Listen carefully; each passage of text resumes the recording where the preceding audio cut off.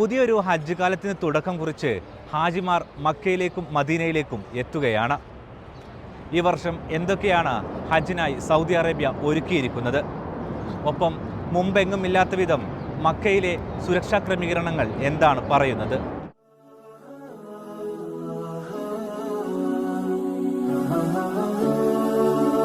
ഈ വർഷത്തെ ഹജ്ജ് സീസണിന് തുടക്കം കുറിച്ച് ഹാജിമാർ മദീനയിൽ എത്തി. ഇന്ത്യയിൽ നിന്നുള്ള തീർത്ഥാടകർ ഉൾപ്പെടെ പ്രവാചക നഗരിയിൽ ഊഷ്മള സ്വീകരണം ഏറ്റുവാങ്ങി. റോസാപ്പൂക്കൾ വിതറിയും ഈന്തപ്പഴ മധുരം നൽകിയും സംസം വെള്ളം നൽകിയും ഹാജിമാരെ മദീനക്കാർ സ്വാഗതം ചെയ്തു.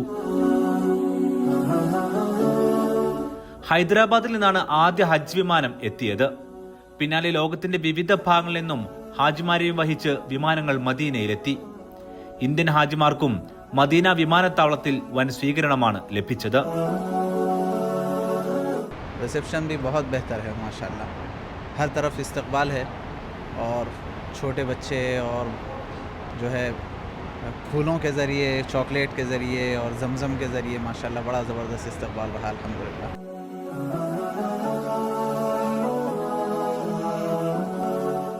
बहुत अच्छा है, बहुत कुछ दिख रहा। ഹജ്ജ് മന്ത്രാലയ ഉദ്യോഗസ്ഥർ, Indian ambassador doctor Suhail Ajaz Khan, consul general എന്നിവരുടെ നേതൃത്വത്തിൽ മന്ത്രിതല സംഘവും ഇന്ത്യൻ ഹജ്ജ് മിഷനും ചേർന്നാണ് സ്വീകരണം ഒരുക്കിയത്. മദീനയിലെ സന്നദ്ധ സംഘടനകളും ഇതിന്റെ ഭാഗമായി.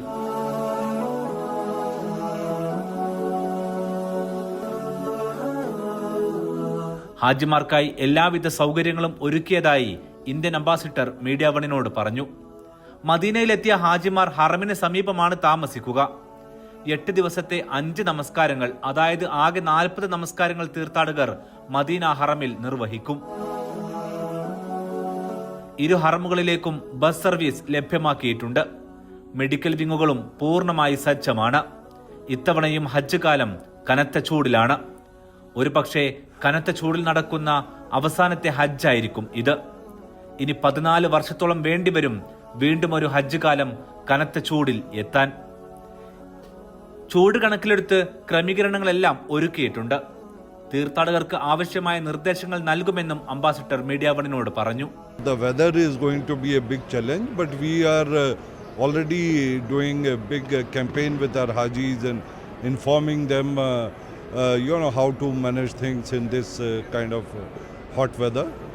And we have a very extensive medical setup both in Makkah and Medina. We will also have 24-hour bus services for our pilgrims in Makkah from the buildings to the mosque, so that they perform all their rituals very, very comfortably.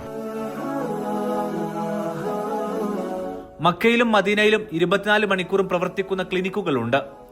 അടിയന്തര സാഹചര്യങ്ങൾക്കായി mobile medical യൂണിറ്റുകളും ഒരുക്കിയിട്ടുണ്ട്. ഡോക്ടർമാരും നഴ്സുമാരും ഉൾപ്പെടുന്ന വിദഗ്ധ സംഘം ഹാജിമാർക്ക് സേവനം നൽകും. സൂര്യാതപം, നിർജ്ജലീകരണം തുടങ്ങിയ പ്രശ്നങ്ങൾക്ക് വിവിധ ചികിത്സകളും ലഭ്യമാക്കും. ഇന്ത്യൻ ഹജ്ജ് മിഷൻ ഹാജിമാർക്ക് വിവിധ ഭാഷകളിലും സേവനങ്ങൾ ലഭ്യമാക്കുന്നുണ്ട്. ഹജ്ജ് കർമ്മങ്ങൾ, സുരക്ഷാ മുൻകരുതലുകൾ, ആരോഗ്യ നിർദ്ദേശങ്ങൾ എന്നിവ ഇതിൽ ഉൾപ്പെടുന്നു. മൊബൈൽ ആപ്പ് വഴിയും ഹെൽപ്പ് ലൈൻ നമ്പറുകൾ വഴിയും ഹാജിമാർക്ക് സഹായം ലഭ്യമാക്കും. എന്നാൽ സ്വകാര്യ ഹാജിമാരുടെ കാര്യത്തിൽ ഇത്തവണ തിരിച്ചടിയുണ്ടായിട്ടുണ്ട്. ഏകദേശം 40,000-ഓളം പേർക്ക് ഇത്തവണ ഹജ്ജ് നിർവഹിക്കാനുള്ള അവസരം ലഭിക്കാനുള്ള സാധ്യത മങ്ങിക്കഴിഞ്ഞു. ഈ വിഷയത്തിൽ ഇതുവരെ പുരോഗതിയൊന്നും ഉണ്ടായിട്ടില്ല. അതായത് ആകെയുള്ള 1,00,000-ലേറെ സ്വകാര്യ ഗ്രൂപ്പ് വഴിയുള്ള ഹാജിമാരിൽ 10,000-ലേറെ പേർക്ക് മാത്രമായിരിക്കും ഇത്തവണ അവസരം. Well, private Hajis are also our Hajis. We'll take care of them. As you know, in regard to the numbers, there was a statement from Ministry of Minority Affairs. So I don't want to speak more than that. But we are there to serve all our Hajis. ഹജ്ജ് സീസണിന്റെ തുടക്കം മദീനയിൽ ആത്മീയ ഉത്സവാന്തരീക്ഷത്തിലാണ്. എന്നാൽ കനത്ത ചൂടും സ്വകാര്യ ഹാജിമാരെ സംബന്ധിച്ചുള്ള നിരാശയും വെല്ലുവിളിയായി നിലനിൽക്കുന്നുണ്ട്. എങ്കിലും സൗദിയിൽ എത്തിക്കഴിഞ്ഞ തീർത്ഥാടകർക്ക് സുഗമമായ ഹജ്ജ് അനുഭവം ഉറപ്പാക്കാൻ ഇന്ത്യൻ ഹജ്ജ് മിഷനും സൗദി അധികൃതരും ഒരുക്കം തുടങ്ങിക്കഴിഞ്ഞു.